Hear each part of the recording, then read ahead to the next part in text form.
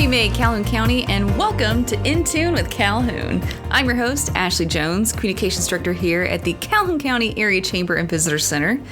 Thank you for joining me for the Chamber's official podcast, where I'll be bringing you news you can use for your organization, Chamber event info and updates, as well as a local guest sharing what they do best to help connect you to our community. We've got updates from the Alabama legislative session, U.S. Chamber of Commerce, as well as some upcoming programs highlighting our youth entrepreneurs. Be sure to stay until the end for my interview with Gayle Macolly, the Principal Remediation Manager with Eastman, to hear an update on their ongoing PCB plastics recovery initiative. Now that the session's kind of winding down to a close, we've got our last couple of updates from our Public Affairs Director, Jacob Williamson. HB 543, the Business Personal Property Tax Threshold Increase, raises the exemption threshold for business personal property subject to state ad valorem or property tax from $40,000 to $100,000 in market value. The exemption applies to tangible personal property owned by businesses and reported under existing property tax rules. It only applies to the state's portion of the ad valorem tax by default, and local governments, such as counties and municipalities, may choose to adopt the same exemption for local ad valorem taxes by passing an ordinance or resolution, and doing so at least 90 days before October 1st of the effective year. This will go into effect October 1st of this year, and it has passed both houses and awaits the governor's signature. SB 196, the Move On When Ready Act, establishes a new program allowing eligible high school juniors and seniors to take all their courses at a public 2- or 4-year college and receive high school credit. Students must have attended an Alabama public high school the previous year and meet state eligibility criteria. Students enrolled in the program cannot take any courses or participate in extracurricular activities at their high school. And participating institutions include all public 2-year colleges and technical schools, and public 4-year universities may choose to participate voluntarily. And the students will also pay no tuition fees or material costs. It will go into effect July 1st of 2026 and has passed both houses and awaits the governor's signature. HB 163, the Decoupling from Federal TCJA R&E Amortization Rule, decouples Alabama's income tax code from the Federal Tax Cuts and Jobs Act, which is the TCJA, changed to 26 U.S.C. 174, which had required businesses to amortize research and experimental, or R&D, expenditures over 5 years starting in tax year 2022. For Alabama tax purposes, businesses may now immediately deduct R&D expenses in the year they are incurred, or amortize them voluntarily following pre-2022 federal law. This bill has passed both houses and awaits governor's signature and will go effective immediately upon enactment. And our last bill for today, HB 386, the Food Sales Tax Reduction Act, reduces the state sales and use tax rate on food from 3% to 2% beginning September 1st of this year, contingent upon state revenue growth. So as a reminder, in September 1st of 2023, the rate was reduced from 4% to 3%. Of the state's 2% sales tax on food, 58% will be deposited into the Education Trust Fund, and 42% will go to the State General Fund. This goes into effect June 1st of this year, and the bill has been passed and signed into law by the governor.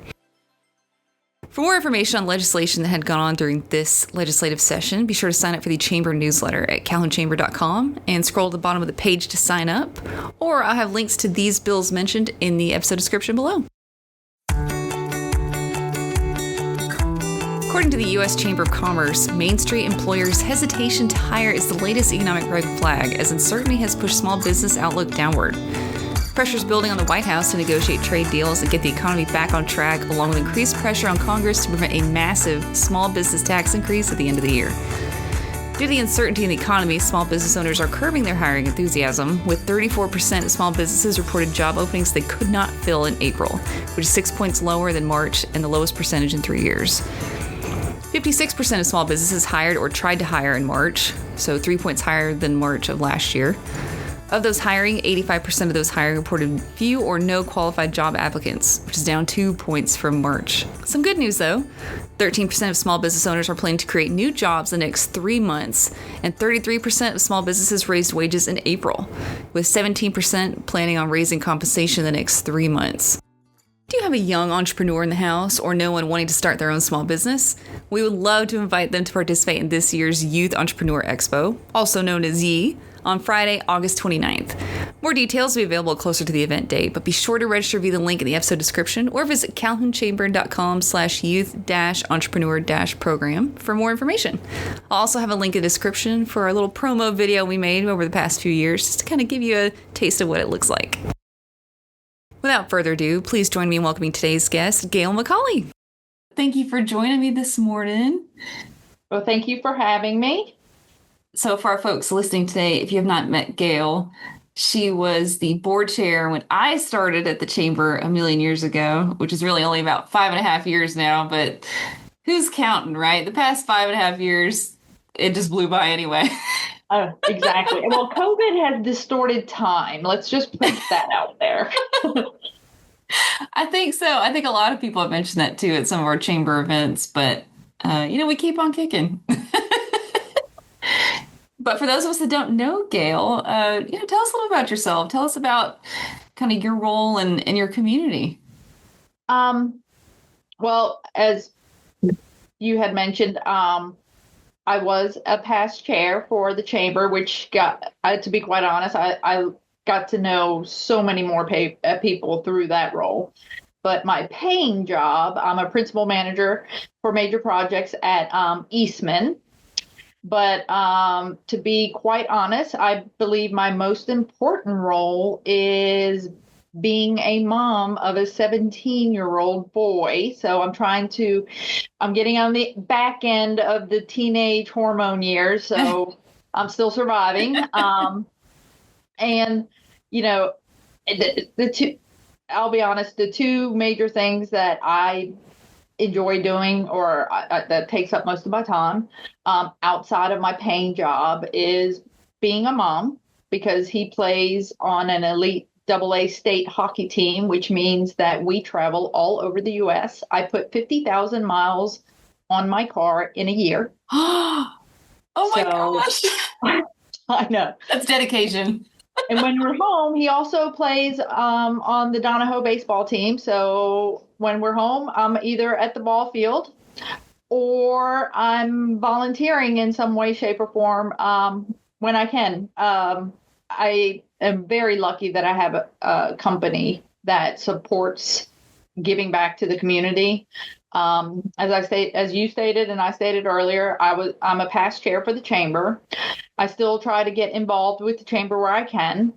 The YLCC and LCC programs are dear to my heart, so I do try to give back there. I also had served on the old Spirit of Anniston board back in the day. Yeah. And I was also on the Botanical Garden Board and the Anniston Museum of Natural History Board.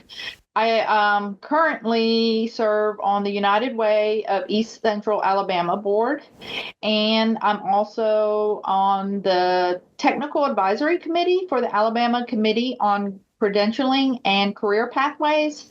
It's helping develop the cradle to grave career pathways for students in our state. So I am on the what they call the STEM pathway, just because of my job, having the chemistry and the engineering in the background. Mm-hmm. So that's been really eye-opening, to say the least, working on a state level. But like I said, I am very lucky that Eastman allows me to serve on these boards and to give back to the community. It's one of the things that they encourage all of us to do. But I actually, when it's outside of all of that, I love to cook and read. And my poor son has to endure my experiments. Some of them work out. Some of them we vow not to try again, to say the least. And outside of that, then I just try to spend time with my family, my sisters, my nieces and nephews. My mother, she is turning 89 this year, so we're very blessed to still have her around. Oh, I love to hear all that. I definitely feel like family is important in Calhoun County. I think whether it's I've talked about on the podcast, or I guess, whatever family looks like for you, I think that's so important. And I'm glad that we're a place that I feel like folks can thrive. That's happy. Yeah, it's a good thing to know too. Well, I think the community family, like you said, it looks different. Some of it's by blood, some of it's by choice. I have Brody's, I consider my baseball family, his school family. I have my neighbors. I have, and the chamber has allowed me to connect. And I have this, even though it started out as a business family, it's become more personal. It's one of the things that I love about the chamber. It had so many opportunities that connect people from all the different walks of life. And you come out with some everlasting friendships and connections that I'll have till the day I die, to be quite honest. And the chamber really does provide that, but they promote it too. And it's not something that they have to construct. It happens organically through the different events. It's amazing to see that. And it's not just like one pathway. It's not just when we're dealing with kids. It's some of the business events. And the opportunities for collaboration. And you find out you'll meet somebody that you never would have met before, but then you come out on the other end having a connection and a family member, to be quite honest, on that larger family. So I really do think the chamber gives that foundation. I think so too. I think you mentioned all the different relationships you make. I went through LCC in 2022. Okay. And I'm not sure what your experience was like, but it was really cool getting to feel like a kid again, and that you have a group of people that are so different and from, like you said, all backgrounds, but at the same time, it's like you just go on trips together, like your own little family for the whole year. You get together at least once, maybe twice a month. And I've met people, just like you said, that I never would have met otherwise, because we're both working full-time jobs in completely different sectors or industries, but we're so alike. I do love that it brings people together in unexpected ways. Well, it's funny that you say it's like school. Whenever I try to encourage people to participate in LCC, it's one of the few opportunities you will have in your adult life to be in the same situation you were when you were in school. Like you said, different people being forced in a small space together and getting to know people. But it's not even. I went through it in 2013. I have made some friendships that are just like my high school best friend. I mean, they're friends I'm going to have until the end. So you don't get those opportunities as an adult, because usually your friends are around your church or around your work or your neighborhood. Or your kids. Yeah. Kids or sports or things like that. But they're very finite, and it's built around that activity. Where I think LCC, you may do a service project together. You explore things that you've never seen together, but it's not around a certain activity. So that relationship is a little blossoms more. Mm-hmm. It's like you just get to be you again, I think, without all the other labels that people don't usually get to just be themselves often. Exactly. LCC, like I said, it's close to my heart. It's one of the diamonds that the chamber has that we offer. And it's funny because I didn't grow up in this community, but when I'll see some people in the classes, they grew up in this community, and they didn't know what was in the area, but they connected with somebody else who grew up in the community, and their paths never crossed. And then they cross, and then they stay intertwined. So how did we not meet before this? Yeah.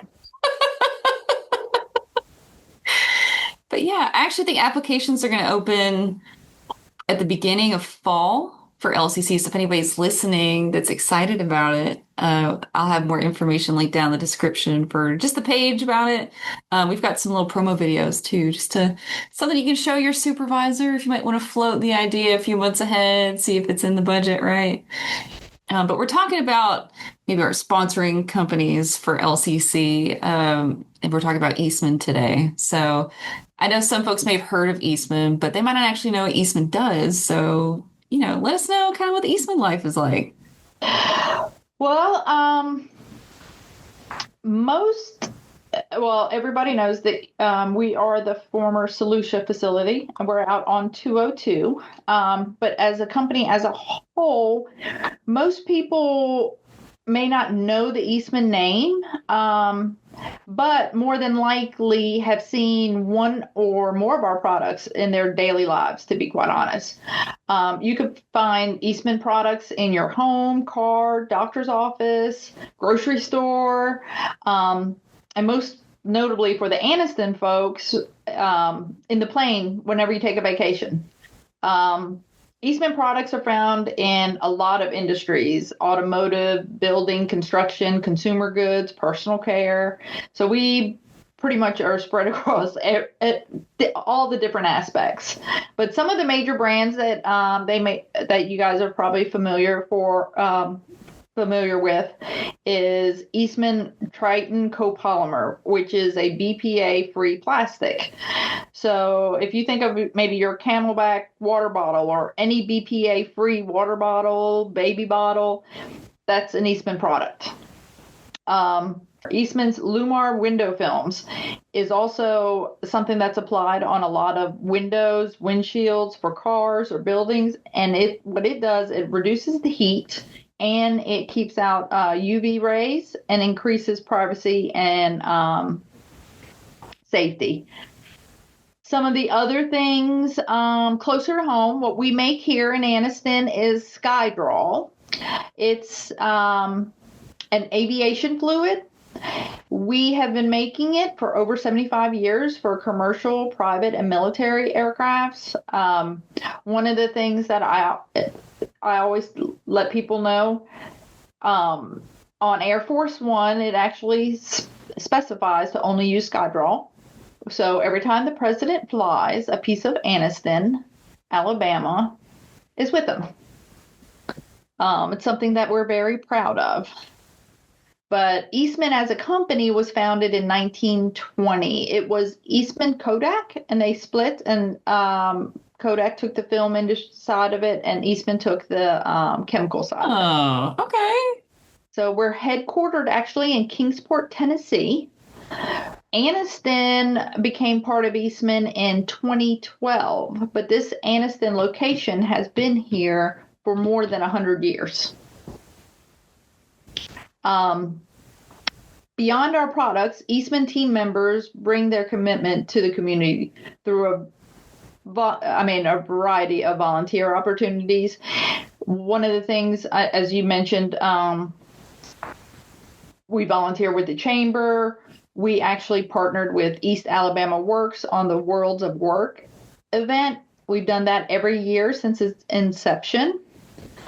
We're also involved, which is I believe it's a chamber it's an East Alabama program, the Federation of Advanced Manufacturing Education, where we offer real hands-on learning to students.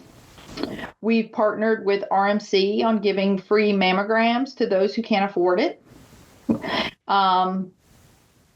We also, I could go on and on about all the things that we partner. We try to find opportunities to give back to the community, and it is one of the things that Eastman really does support us in. And we do it because we're proud to be part of this Anniston community. I love that. And yeah, and so much of that is so important. I think if some folks haven't heard about Worlds of Work too, if you have an 8th grader through junior in high school, I believe, it is an incredible opportunity to learn all the different things that we have to offer career-wise in Calhoun County and a little bit beyond, but really just our region. I've got to help out with it in the past for a few years. And it's, again, just like we talked about with LCC, there is so much that we have to offer that you just never know until they're exposed to it. And this incredible 3-day event, I think there's over 1,000, several thousands students come through. Over 8,000 students. Yeah. That go through annually. And we cover 5 to 7 counties. So, and the chamber plays a large part of this, and the chamber members, but it's a hands-on event, and it's amazing to see these kids and have their eyes open and just think about, their future in a way that they never even thought about before. Oh, yeah, absolutely.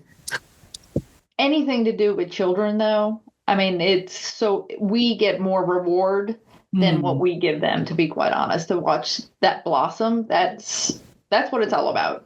Yeah, seeing them light up and they don't even realize it. I love that. Yeah. And the YLCC program, that's the youth leadership program, to see these kids are, I think of them as our future leaders that are coming through, and it gives you a lot of hope of what our future is going to look like. So I did hear recently, the RMC Foundation offers the Martha Vandervoort Memorial Scholarship at the hospital at RMC, and they give out a scholarship every year. Now it's to a high school student that is going into healthcare.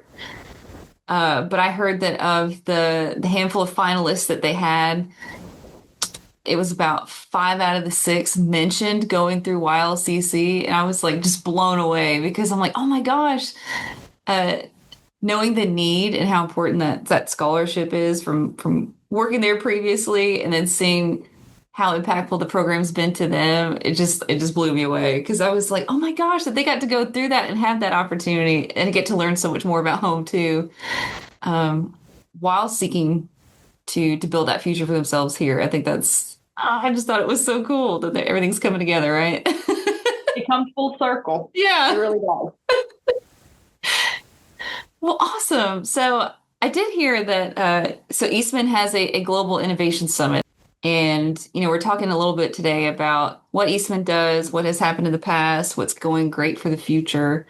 They had a focus on cutting food waste and carbon emissions, which you don't really hear too often. Larger corporations, maybe some more of what their environmental initiatives might look like. But I just thought that was really interesting that they had taken that next step, and like, what can we do? Because if you've ever been to a conference, especially if it's like a seated dinner, not like a buffet, there's a ton of food left over. And so they're like, Yeah. how can we navigate this, still get the information across, have a good time with each other, while also seeing this food not go to waste?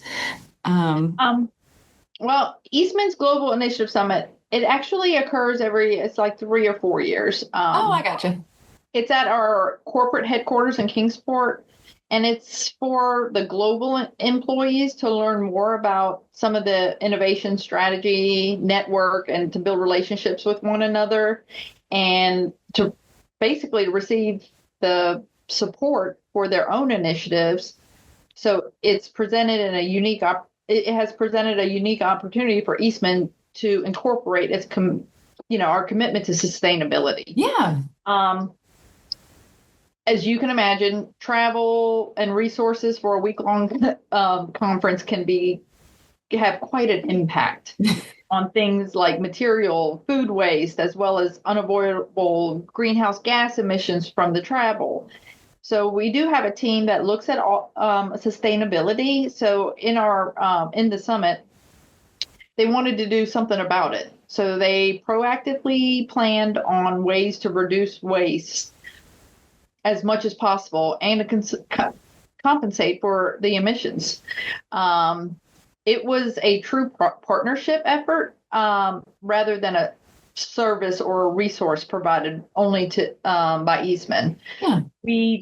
The team in Kingsport collaborated with several organizations like Reduction in Motion, Trade Water, Bonneville Environmental Foundation, and others to actually make it happen.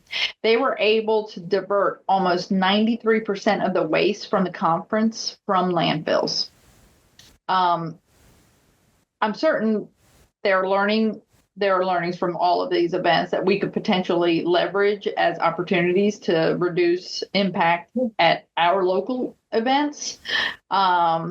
Even simple things like providing opportunities for recycling, reusing materials, and going more digital than printing. I know that's some of the things that we have done at many of the events, sending the agenda via email. People, I know, and some of our boards, I bring a tablet and I have all my board things pulled up on my tablet as opposed to printing it out and bringing in a stack of papers. I think I guess one of the learning things is when we do have larger events for us to take a minute in the planning and actually look at sustainability on the front end. So then we can incorporate things, even if it's using paper plates that biodegrade better than other paper plates. If you actually consciously think of it and do it on the pre-planning side, then we could divert a lot of the waste on the back end of it.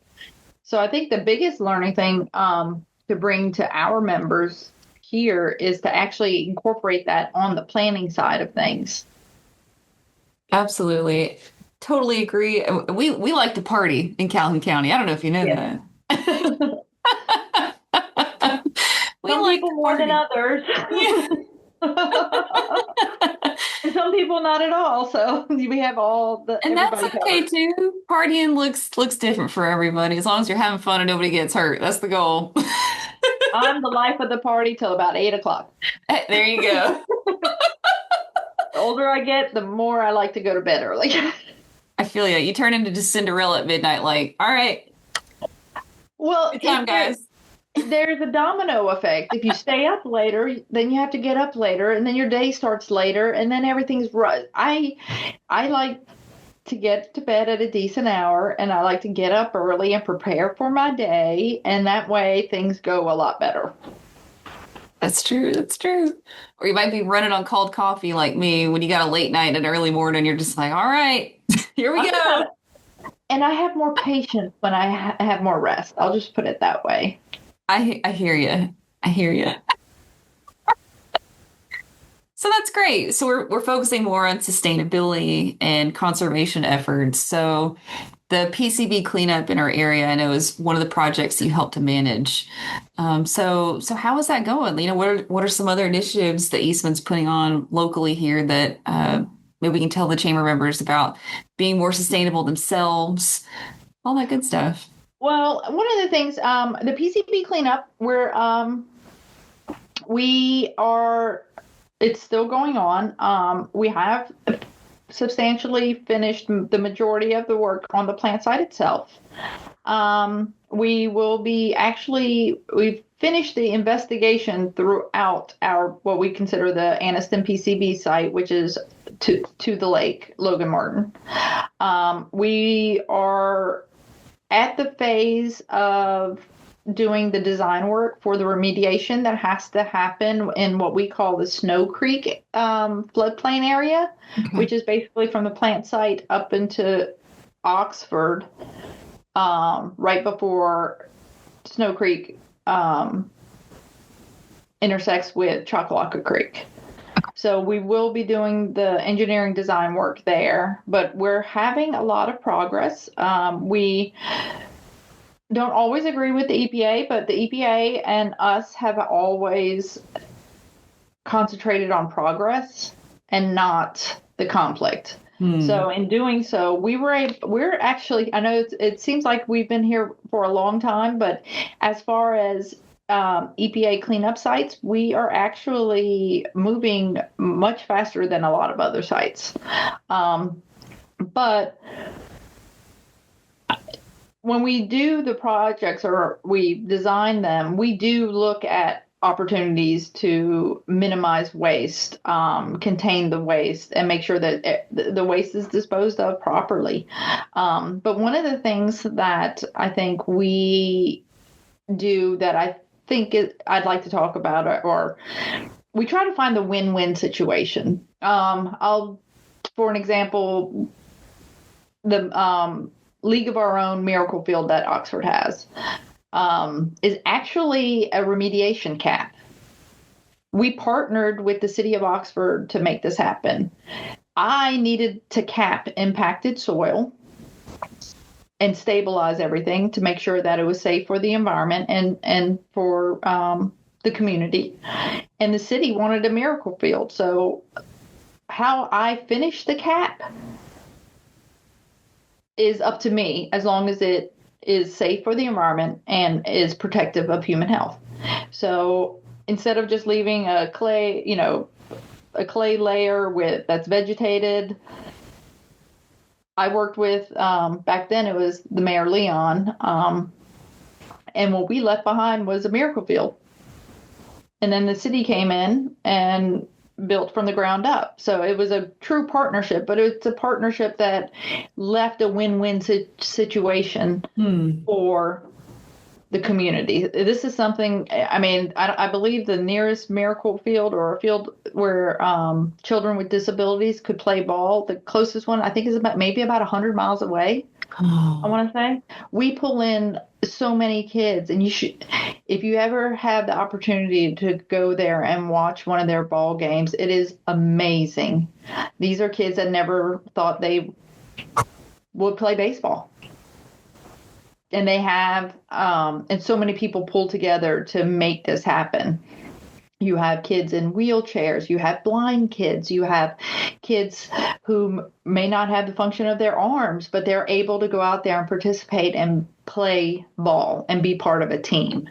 And to have that kind of collaboration and to give them that opportunity is something amazing. Another example is the tennis courts at Oxford. That's a cap, actually, for us. But we partnered with Oxford. They wanted state-of-the-art tennis courts. So how I leave my cap, I have to put more money into it, but it's a legacy that Eastman and that we leave behind that gives back to the community. So whenever we do have remediation, we do try to find those win-win situations where it's something that's going to give back beyond just being protective. So it's not quite sustainability, but to me, this goes beyond that because it's something that is going to help invest in our community. And like I said, it's those tennis courts. When we built them, JSU Tennessee was playing on those courts before they renewed theirs. But it was it's an opportunity, and that's what we try to look for when we do our cleanups and stuff. But as far as progress, we do have routine community meetings. And when we have what we call decision points, we or the EPA or the Community Advisory Group, which is a group of citizens that oversee this work, have periodic meetings where people can come, and it's Q&As, and we present information. And then we also find different venues. I know we presented some work, the status of our work at some of the Riverkeeper meetings, at some of the watershed meetings. So we try to find the opportunities where we can actually get out and speak with the community to give them information and to listen to their concerns, because we're only successful if we address their concerns. Because sometimes we address them, but they may not know it. So there's still uncertainty. Right. So it's about being transparent, putting out, the information and getting back the feedback. And I think that's where we get the most success, is when we can do all of that, and then all of that's incorporated in what we do next. I can tell you, as someone that works in communications, getting the message out is half the battle, truly.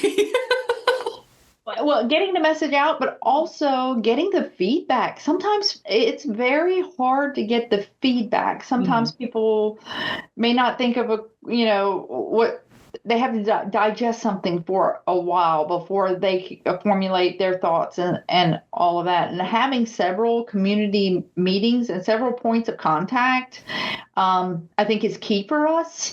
So that way we can get that feedback when positive and negative. I mean, sometimes the negative feedback, it's not because we did something wrong, but they perceived we'd done something wrong, or they didn't understand something that was done. And I mean, information flow to and from is key to our success, because there's a lot of misinformation out there. You've Googled stuff, not just on this site, just anything, and you get 15 different versions of why something is. Right. And so we just try to keep the facts simple but informative. Mm-hmm. But you're right. It's getting the message out, and the platforms in which people receive the information. Mm-hmm. The younger generation, they'll listen to this podcast. The older generation may not. They still like mail outs or a fact sheet or a newsletter. Some people want a spot on the local news show because they like to watch that. So trying to meet people at where they are, it's very difficult because there's no one size fits all anymore. It used to be you watch your local news or the radio station and you got everything. Now you got to meet people where they are because there's so many different platforms. Mm-hmm. Yeah, you can't just put an ad in the paper anymore, like an op-ed. You can't, just a radio spot. It's like, no, everything has expanded. Even I was born in 91 and we didn't get a computer in my house till like 98 or so. And even then, AOL was not what the internet is now. Exactly. I still had to do book reports at the library. Like maybe I could ask Jeeves something. Oh, my son, I don't think he understands the Dewey Decimal System. I mean, I remember going to the card catalog and you have to pull these cards and find the books and then actually read the books to get the information from it.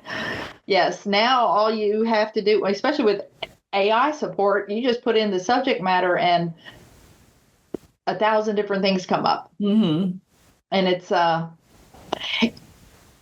it's good. And then I think it makes, I don't know. I just think the research part of doing the work, people don't, it makes it too easy. So people don't pull the string much on the research side. I agree.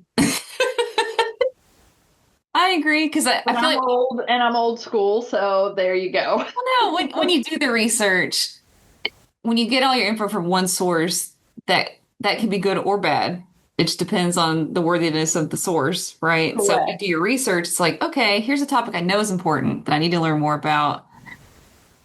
I have to be open-minded to listen to this other person that I believe might be credible. Yes. And you just got to do that over and over and over until how does it go? It's there's your side of the story, my side of the story, and then the truth, right? And we're in the middle. Definitely. It is. The times are changing way faster than when I was a little girl to when I graduated college, there were some changes, but the change wasn't as rapid. I mean, the change from when Brody, my son, was a little boy to now, he's graduating next year. So much more has changed in that span than what happened before. And it seems like it's going faster and faster and faster. So I was just trying to keep up. Yeah, but I'm like, maybe we should slow down too. Maybe, throwing ourselves into everything every moment of the day isn't good for anybody either. It isn't, and slowing down, I believe, is good. I know even for my project, there's a lot of things we do, but one of the things I like to do is every year sit down with my larger team and we talk about, okay, what did we do? What do we need to do? Are we going to do that because that's what we did yesterday? Or are we going to do that because that's what we need to do for tomorrow? And then stop and ask yourself those questions. And sometimes in life, I think that's not a bad idea. Because sometimes I find I just do something because that's the way I've always done it. But now there's a better way of doing it. It's going to be quicker or better or more efficient. So I think it's something that in all aspects of our life that we should stop and review things just for a minute. If you ask the staff, I ask sometimes after larger events, I'm like, can we do a postmortem? Yeah. Can we take a look at how it went? Just like you said, get that feedback from us and the volunteers. And then, but it's getting that feedback. You said that's the hard part. If I send out a survey, if you're listening, please fill out a survey. I try to make it like 5 questions. I try to make it easy because I know you're busy.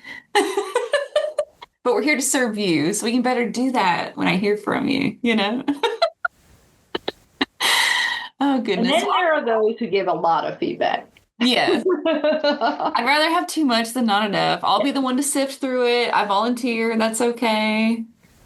No But, worries. it's always good to fill out surveys. It's not to get somebody in trouble or to say something's bad, but it's also to find out what really worked well. Right. Because those are the things that you don't want to change if We want to the keep the stuff majority of people enjoyed that. So that's good too. But it's always good to periodically look at things and look at it, with different eyes and say, okay, are we doing it because we're doing it? That's the way it's always been done, or are we doing it because it's needed? Right. Is it warranted by our chamber members? That's the goal.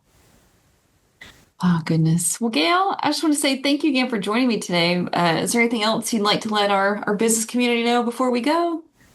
I guess the only other thing I'd like to maybe mention, or just words of wisdom. I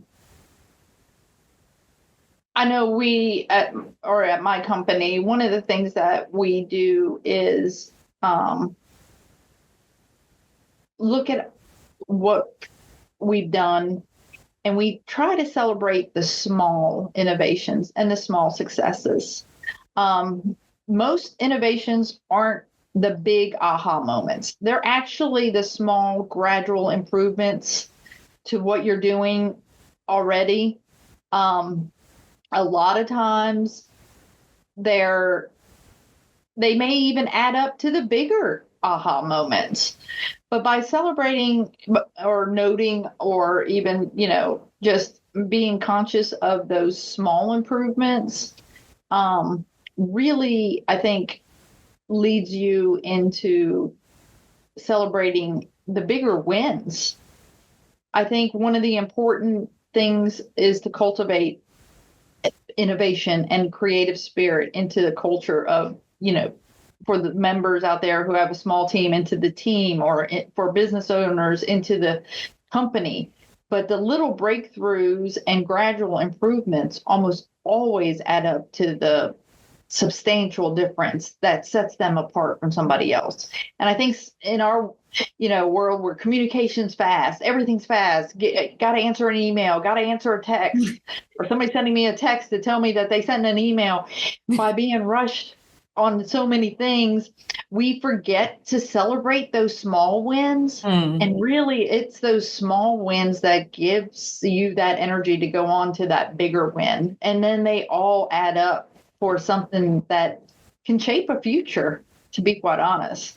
So one of the things that I try to tell my son and my team members, and I learned this from some of my mentors, is celebrate the small wins, because those are the ones that keep you going day to day. Yeah. The big wins, yes, they're great to celebrate, but they come once in a great while. And by celebrating the small wins, especially with your team members, it also makes your team members feel that they're valued more, because those small wins are the things that you recognize. You feel the team effort. Yeah. That's the only advice I think I would add. I love it. Well, you heard it here, folks. You heard it here first. So slow down, smell the roses, recognize the little things, and celebrate when you can. But still push forward for the big things. Absolutely. You can't give up. Don't rest on your laurels, Exactly. That's it for this week's episode of the In Tune with Calhoun podcast. Again, I'm your host, Ashley Jones, at the Calhoun County Area Chamber Visitor Center. If you're not already, be sure to follow us on social media with the links in the description. If you have any questions, just give me an email at ashleyj@calhounchamber.com. Be sure to subscribe to the podcast through Spotify or Apple Podcasts, or even directly at acast.com. That's acast.com. I hope you have a great week, and we will see you at the chamber.